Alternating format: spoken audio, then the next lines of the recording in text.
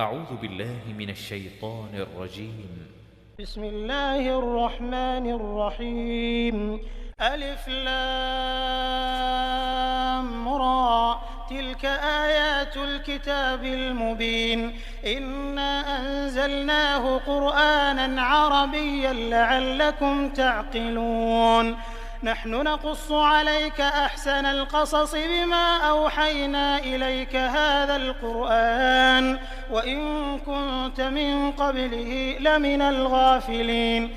إذ قال يوسف لأبيه يا أبت إني رأيت 11 كوكبا والشمس والقمر رأيتهم لي ساجدين. قال يا بني لا تقصص رؤياك على إخوتك فيكيدوا لك كيدا إن الشيطان للإنسان عدو مبين.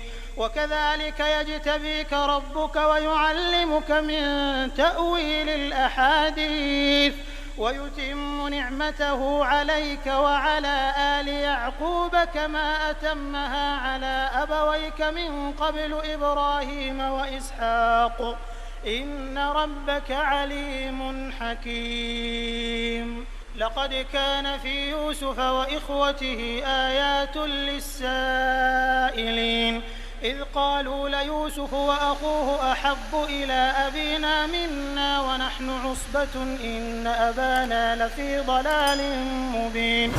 اقتلوا يوسف أو اطرحوه أرضا يخل لكم وجه أبيكم وتكونوا من بعده قوما صالحين. قال قائل منهم لا تقتلوا يوسف وألقوه في غيابة الجب يلتقطه بعض السيارة إن كنتم فاعلين. قالوا يا أبانا ما لك لا تأمنا على يوسف وإنا له لناصحون. أرسله معنا غدا يرتع ويلعب وإنا له لحافظون.